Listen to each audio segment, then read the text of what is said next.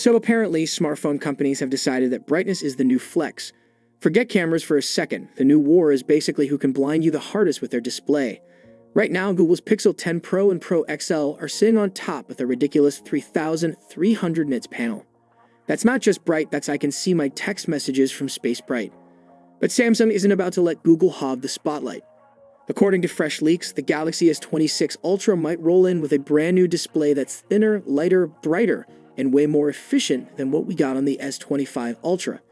And the secret sauce here is something called M14 material, paired with this fancy Samsung display trick called COE. Now here's where it gets juicy. Before diving deep into today's video, a quick request. A single click on the subscribe button from you genuinely fuels my motivation to create more videos like this. It means a lot. Also, drop a like and comment if you like the video. Now let's get straight to today's topic. Normally, OLED panels have this polarizer layer that cuts down reflections, which is great, but it also steals some brightness and adds thickness. Samsung's COE tech basically throws that layer out, which means more light comes through, colors pop harder, brightness gets a boost, the whole thing sips less power, and the display itself slims down. Pretty clever move. Here's the catch though. The shiny new tech might only make it to the Ultra model. The regular Galaxy S26 and even the S26 Edge could be stuck with the older M13 materials, which would leave them trailing behind Apple's iPhone 17 lineup and Google's Pixel 10 series. Those guys are already cruising at 3,000 to 3,300 nits, while last year's Galaxy S25 Ultra tapped out at 2,600. So yeah, Samsung needs this glow-up if it wants to stay in the brightness race. And for perspective, Apple and Google have reportedly been using the same M14 material for their latest flagships, which explains why their outdoor visibility is so insane. Like you can stand in the middle of the beach in July with sunglasses on and still see your screen.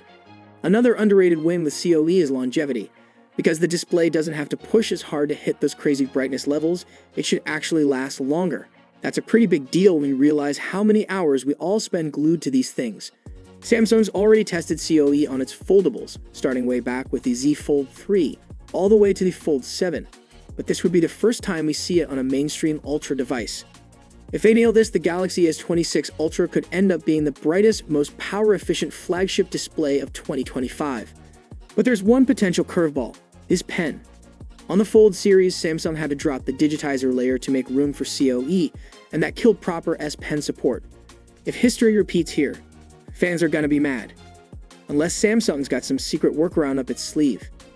Either way, the Galaxy S26 Ultra is shaping up to be one of the most talked about flagships next year, especially if display tech is at the top of your wish list. So what do you think?